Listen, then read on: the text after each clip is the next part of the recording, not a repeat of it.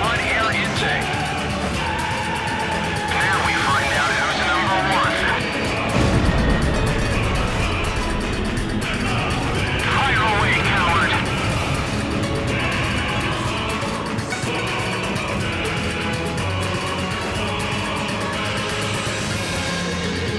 Come on!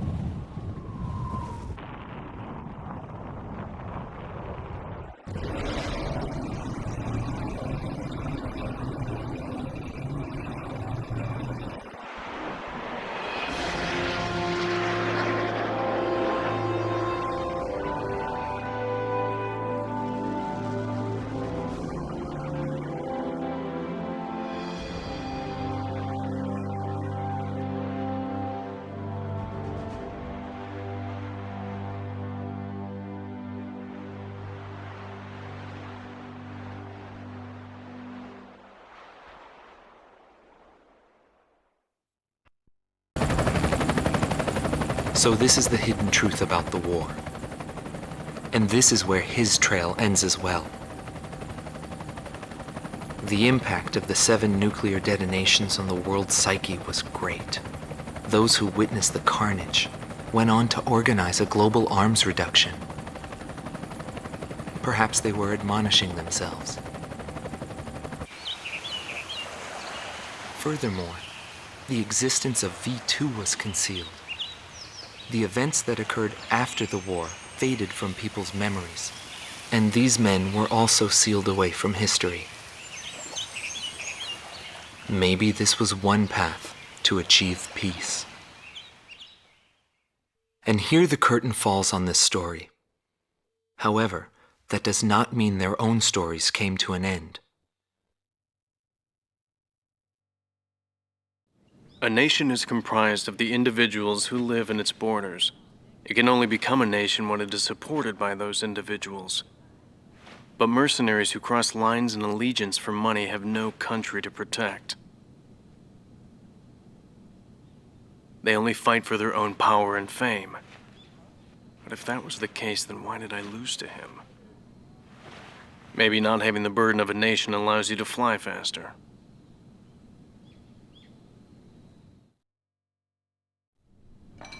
I bailed out and landed here. The captain was gone.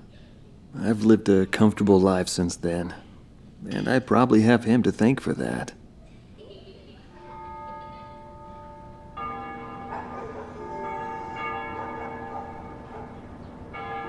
They ring the bells here at dusk to honor the liberation of the capital. It signals peace, but to me, they are the sounds of death.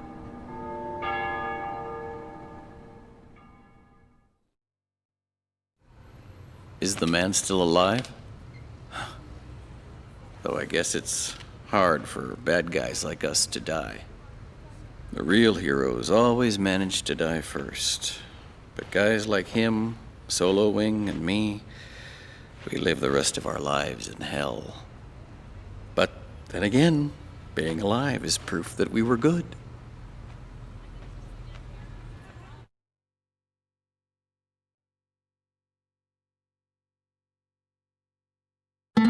Marcela Vasquez, the Espada team's number 2 and former member of the Sapan Air Force, 9th Air and Land Division, 11th Tactical Fighter Squadron. She is thought to be a survivor of the coup d'etat squadron. She currently earns a living as a dancer. If the Demon Lord hadn't appeared, our lives might have been different. For me, it wasn't about flying or ideals. Most of all, it was about him, my flight lead. Our mission was to escort the heavy command cruiser that was to act as transportation for the organization. And the Demon Lord appeared, as if to block our path. I will never forget his overwhelming power. One by one, my comrades were shot down, and then the mother bird we were supposed to protect. I returned alive from that battlefield, and I returned to this city where I grew up. I left the organization, too. I never went back to the sky again. There's no meaning there now that he's gone. He died in that fight. But I don't blame anyone. The regret and suffering that remained after that battle were also what he had given me. They're among the precious few things he left behind.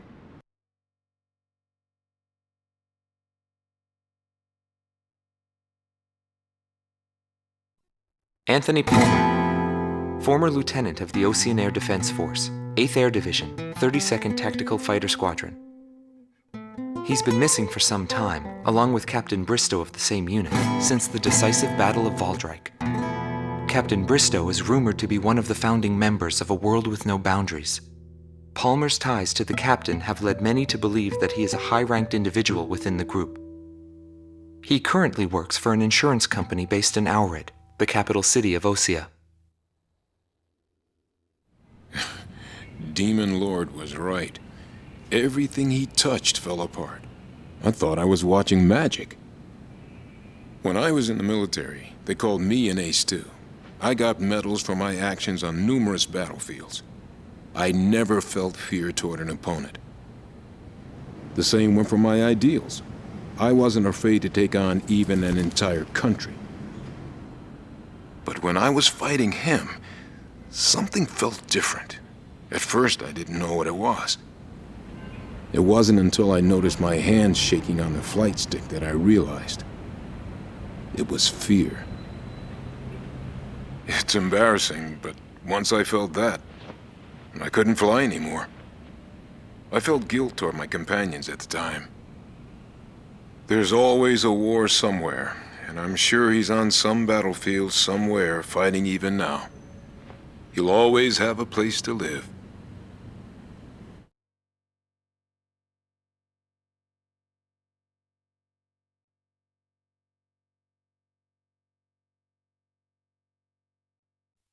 Larry Falk, also known as Solo Wing Pixie. GALM Team's number 2, and member of the Ustio Air Force, 6th Air Division, 66th Air Force Unit.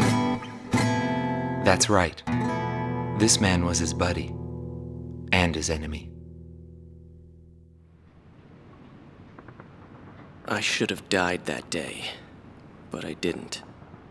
I dragged my wounded body and reached ground zero of the nuclear detonations. A barren, empty land. I felt an unbearable sadness when I witnessed that landscape. There were still people living there. They were the ones that saved me.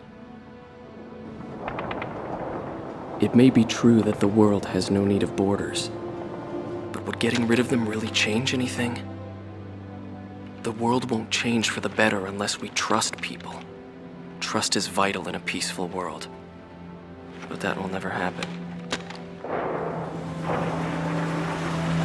I'm still on the battlefield. Right now I'm near a border. I want to see for myself what borders really mean, and what their volition really is. I may not find what I'm looking for, but I still want to try. Anyway, that's what I've come to believe, and I think that's enough. Will he see this video? If you do meet him, give him a message for me. Yo, buddy. Still alive? And thanks, friend. See you again. The Demon Lord of the Round Table, a warrior who soared through the Belkan War, inspiring both fear and admiration. His presence filled the skies for but a few short months before he disappeared. Apart from that, nothing is known about him.